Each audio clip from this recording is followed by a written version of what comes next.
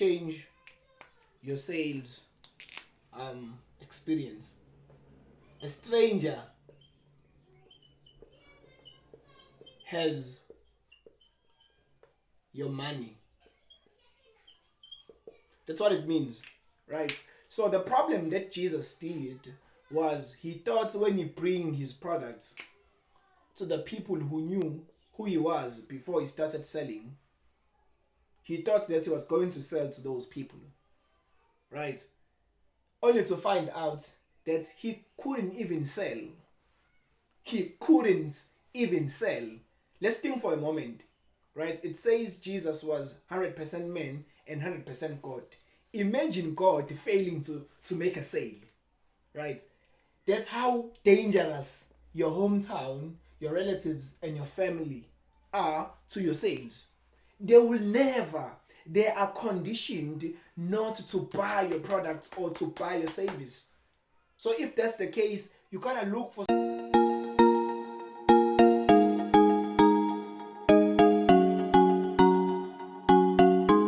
Hey, how's it, guys? Welcome back to our video series where we are looking at how to sell your product, how to sell your service, guys. So the character that we are looking at in the Bible, we are looking at Jesus, right? So remember, in the previous video I told you that every character in the Bible symbolizes a salesman, because every character or most of the characters in the Bible were actually messengers, right? Remember, the other word or another word for a salesman, it's a word messenger, right? Remember, a salesman, it's a messenger that is bringing a message, right? And that message, it is wrapped in your product, it is wrapped in your service, right? So in the previous video, I gave you 4 things, right, as we are going through this video series for sales, right? Let me tell you something. It's very easy to create a product, it's very easy to create a service, but it's very hard to sell. And I think people, they need to get used to sales, because you can be good, you can make money if you learn how to sell, even if you don't have the best product, right? There's something called MVP, right, which stands for minimum valuable product, right? So it is a product that is cheap, so you build it cheap, you build it fast, and it is a product of good quality, right? So guys, you gotta understand that's when you are building a product. When you are building a product, right, you gotta understand this concept called MVP, right? Minimum valuable product, right? So it has three qualities. First, you gotta build it cheap, right? It's not advisable that when you're actually starting your business or testing the markets, that you build an expensive product. No, you gotta build it cheap. Then number 2, you gotta build it fast, right? So the production of your product, or the production of getting whatever that you need to render your service, you gotta build it cheap and you gotta build it fast. And then number 3, it must be a product of good quality,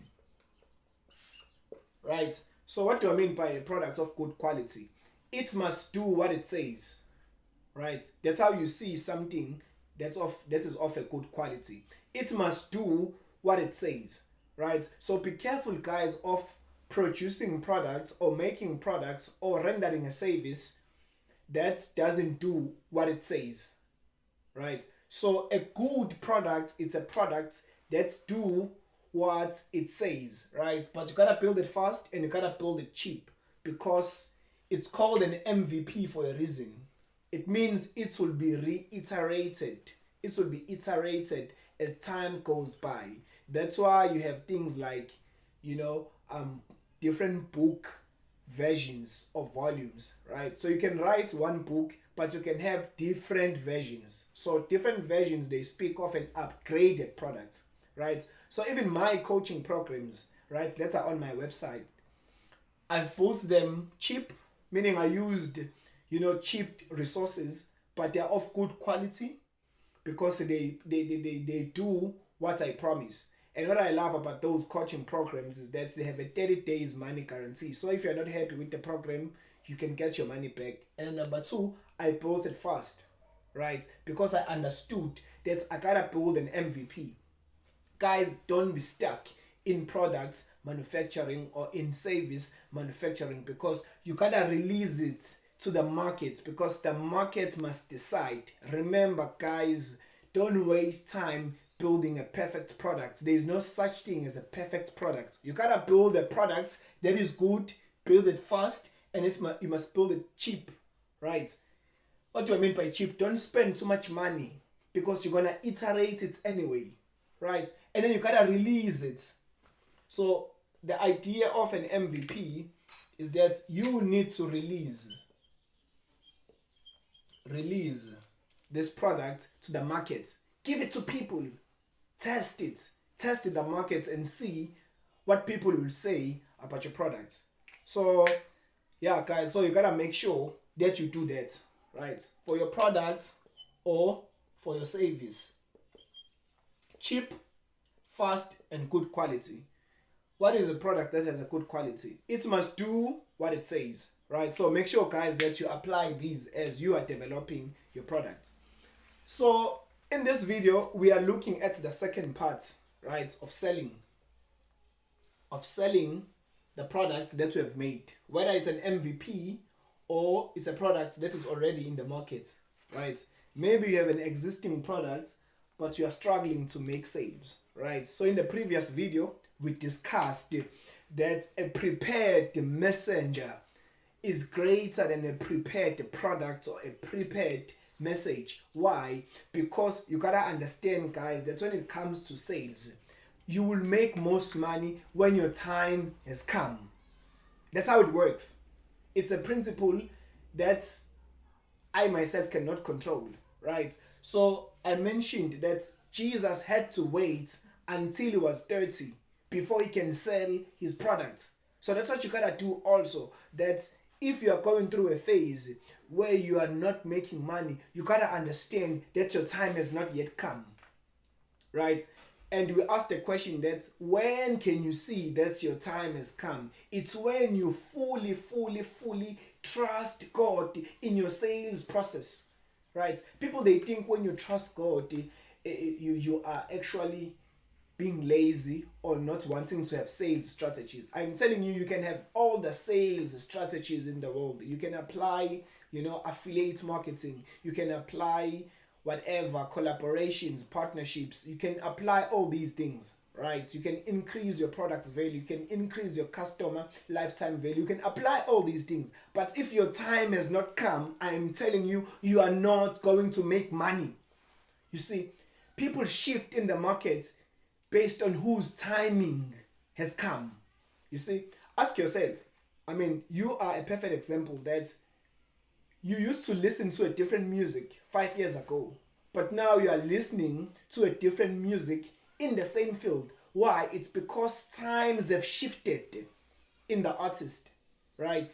Obviously, there are loyal fans who will stick by the same artist no matter what, right? But most people, they move with times. So you gotta understand that when your time has come, you'll make most money, right? So that's what we discussed in the previous video. So in this video, I want us to look at the early lessons, right? So number one, in the previous video, we discussed the issue of a messenger, right? And in this video, I want us to look at the early lessons,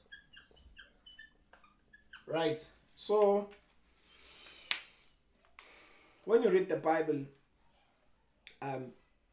when Jesus started, selling his products,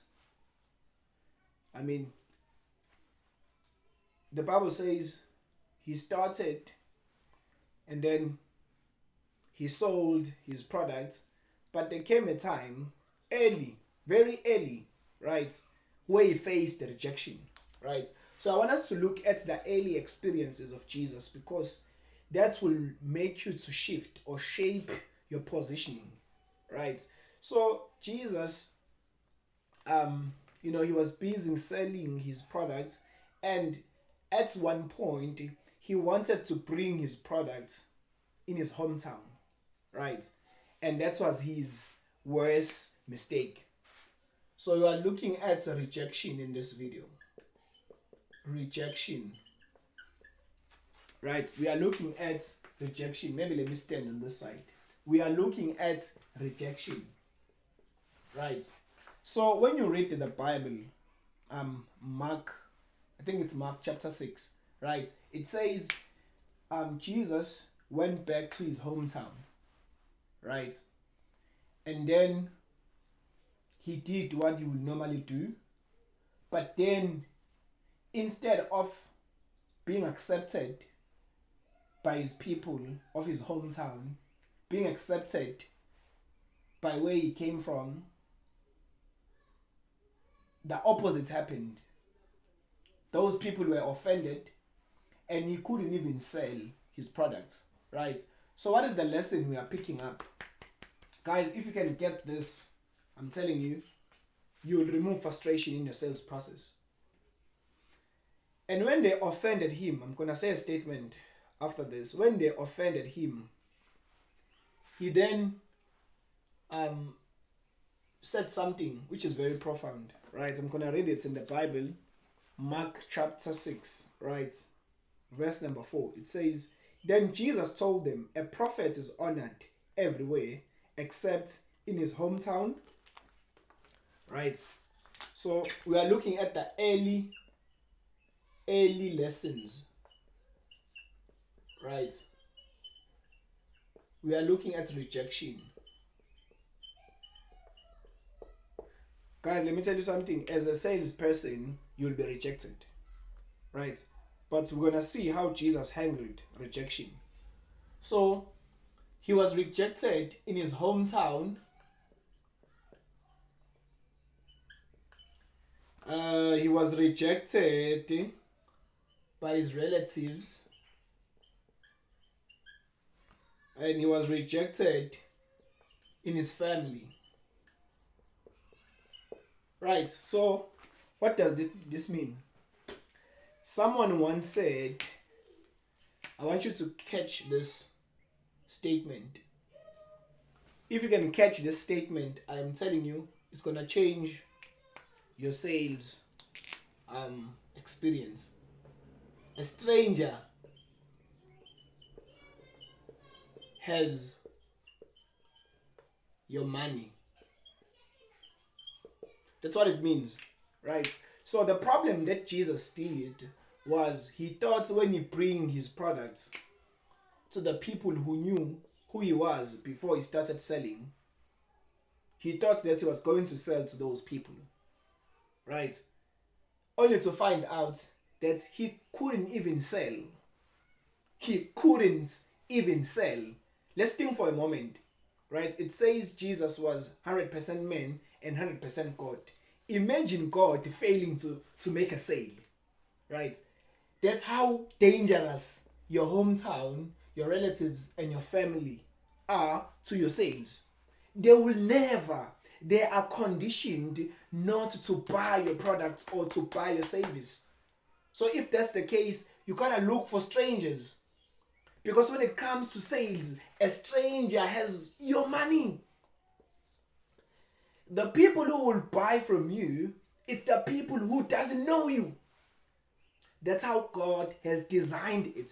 So this is the first rule of dealing with rejection, right?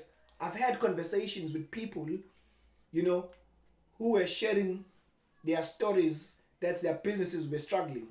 And when I asked the location of their businesses, most of their businesses were located where they live. And I told them that you gotta shift your location. You see, because if you are selling to the people who know you, right, who know you before you started selling, you're not gonna make money. Those people are conditioned in their minds not to buy from you. You see, so you gotta shift your location. You see, shift your location. Right. So these are the early lessons that we are seeing, or that we saw when it comes to Jesus. You gotta shift your location. Right? Let me tell you a statement. The reason why I record videos, right? I'm selling coaching programs. I'm running a business called Sim Shows Consulting. Click the link below. You'll find all the details. But one of the reasons why I record videos, why I'm posting videos on YouTube, why I'm posting videos on TikTok, why I'm posting videos on Instagram, it's because I want to reach out to strangers. I want to reach out to strangers. And God has provided us with technology for us to reach to strangers. Right? You know, I've sold courses before using Udemy. Right? You can go and check Tembelane Team Shows on Udemy. You will see I've sold courses before. Right? Now I think I've trained more than 600 students. Right? As of this date. And if I look at the metrics or the analytics of my students, the majority of my students, they don't come from South Africa, right? They come from the US, they come from the UK, and they come from India, which means they are strangers, people who doesn't even know me. You see, we gotta use technology into our advantage, because technology will provide us a way for us to connect to strangers. You see, that's why I make content. You see, that's why you gotta start making content, because content will allow you to reach out to strangers. You see, content creation will make you to reach out to people who doesn't even know you. You see, this video can be seen by somebody who is in Canada, right? That's why also I create my videos in English, because English is a universal language, right? I'm a Zulu speaking person, right? Ngikhuluma isiZulu. I speak Zulu, right? But now, because I want to reach to the global markets, I'm speaking in English, right? One of the things that I had to deal with is that some of the people who will be watching my content will not be impressed by my English. It's okay, right? But what I love and what I know is that strangers, they don't even care how I look. They care about the value that I bring. You see, that's what you gotta understand, man. That money is in your strangers. Your stranger has your money. Your friends would not buy from you, I'm telling you. The world is crazy. I tell people that your friends will not buy from you. But when you have money, they will want to eat your money. You see, strangers will give you money. But your relatives and your family and people in your hometown will come for your money that you got from your strangers. Isn't that crazy? People will not support you. People will not buy from you. But when you have money, they will come and eat it. You see, it's a very broken world. Let's not fight the system. Right? It's how it's designed. So that's what you gotta do. Location matters when it comes to sales. Because some people who are facing rejection in business, it's because of their location. It's because of their location. You gotta shift your location. Remember, in the previous video, I told you that when John was put into prison, Jesus came and dwelt in Galilee. Why? Because Galilee was the market that was conducive for the products, right, that he was selling. You know, Galilee was an intersection. It was an entry point. It was more like a capital city. So if you live in South Africa, Galilee was like Johannesburg, right? It's where most people will go. So you gotta learn how to position your business in a place of traffic. Location matters. Position your business in a place of traffic. Right? I feel like screaming, I feel like shouting, because guys, what I'm sharing with you, These are the things that makes most businesses not to strive. It's because maybe the location where your business is at, it is not good. Position your business in a place where there is a flow of traffic, right? There are two ways of approaching business. It's either you put your business in a place and you command traffic, right? Or you put your business in a place of traffic and you direct traffic to your business. Both works. It depends on the type of business that you are doing, but both works, right? So obviously you gotta be a big guy for you to direct traffic to yourself. But in most cases, make sure that you position your business in a place of traffic, right? So make sure that you understand this principle, that location matters. Now, I'm sure there's somebody who is watching this video and is like, but Tim, my business is not located in my hometown, right? My location is good, but I'm still facing rejection. My sales have dropped, right? So there could be another reason why you are facing rejection, right? I'm gonna write something here, but my markers now, they are sabotaging me, right? So this is rejection, right?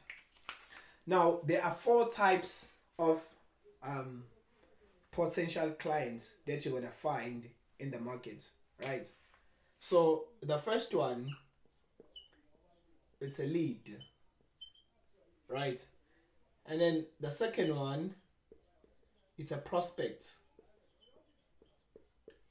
And then the third one, this is who we call a buyer. And then the fourth one, it's what we call a client, right? Or an advocate, right? So you gotta understand that there are 4 levels of potential clients that you're gonna find in the market for your business, right? The best way to understand rejection, you gotta understand these 4 things, right? So now, what is a lead? A lead is somebody who doesn't know you that you want to meet, right? So let's say you meet a person randomly.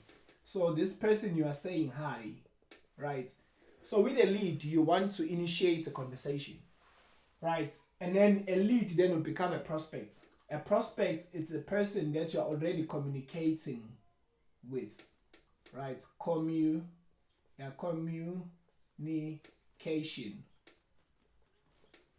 So you already have a communication. So if you are watching my videos, if you keep on watching my videos, you are no longer a lead, you are a prospect, right? But if this is your first time watching my video, you are a lead.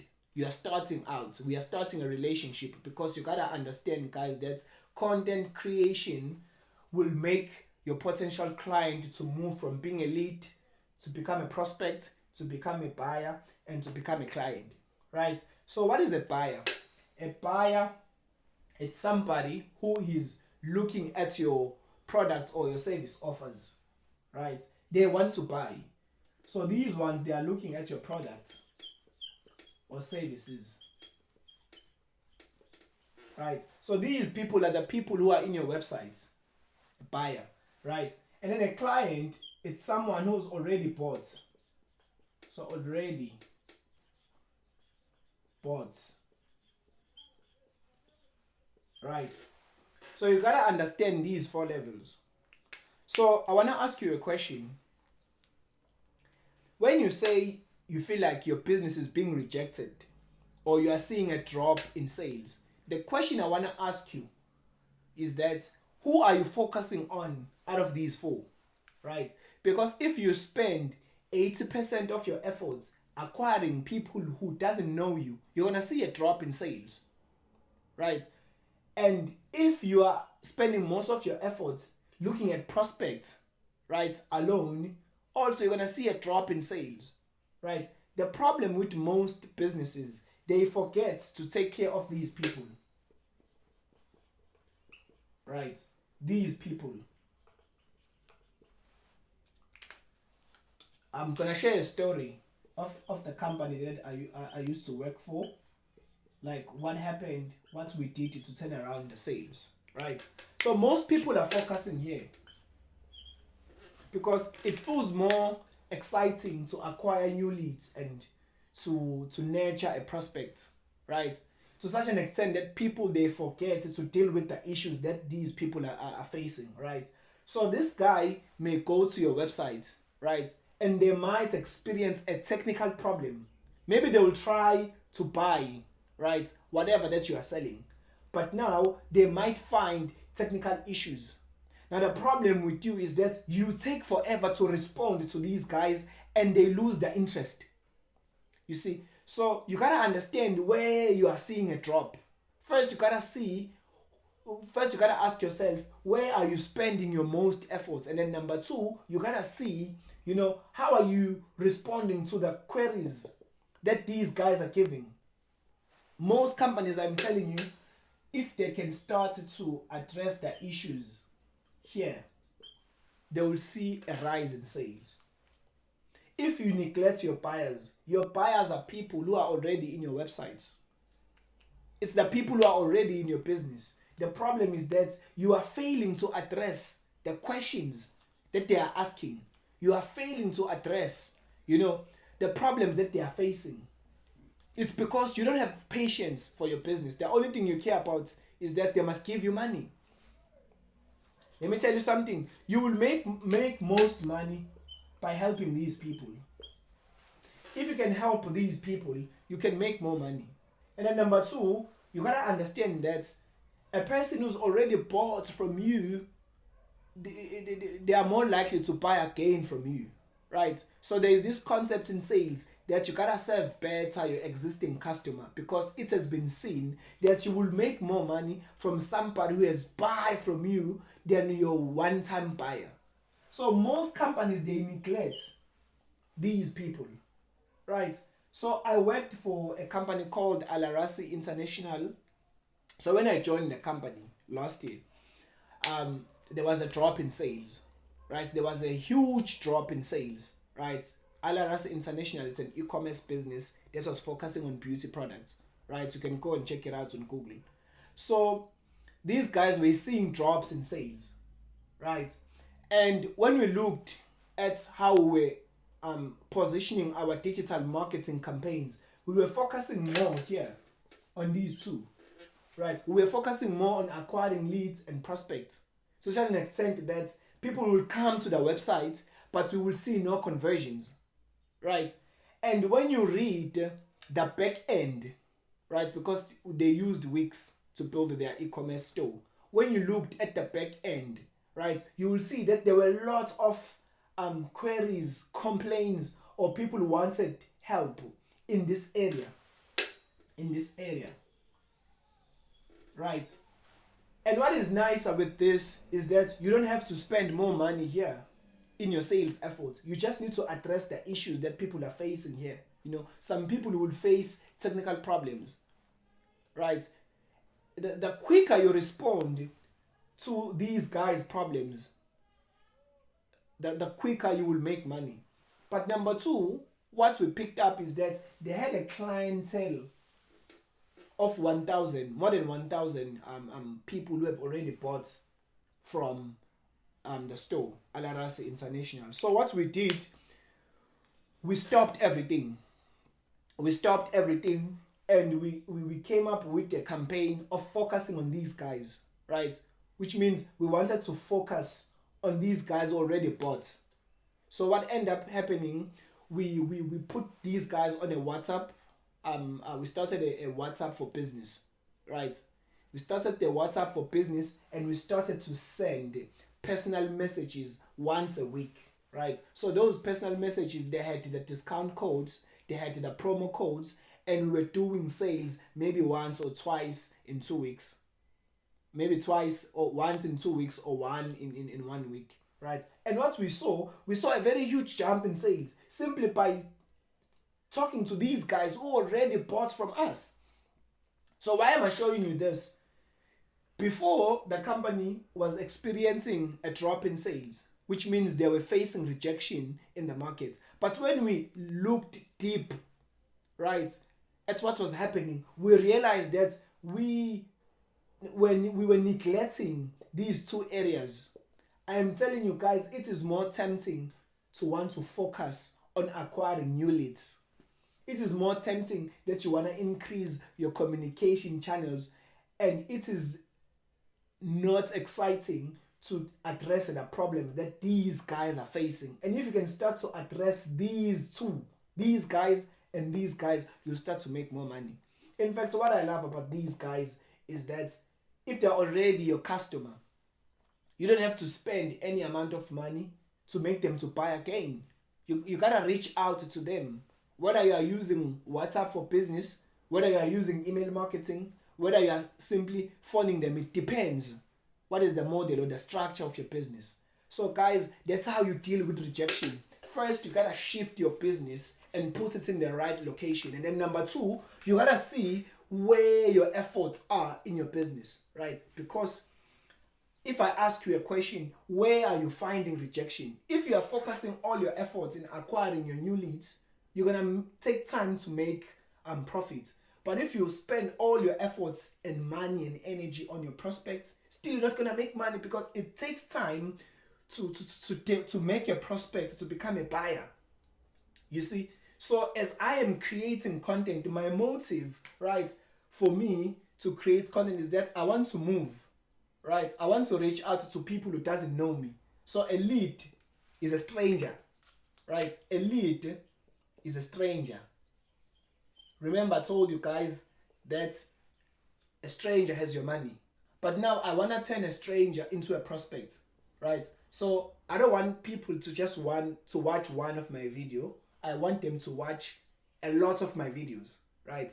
And the more they watch a lot of my videos, what's going to happen? Trust is going to be developed.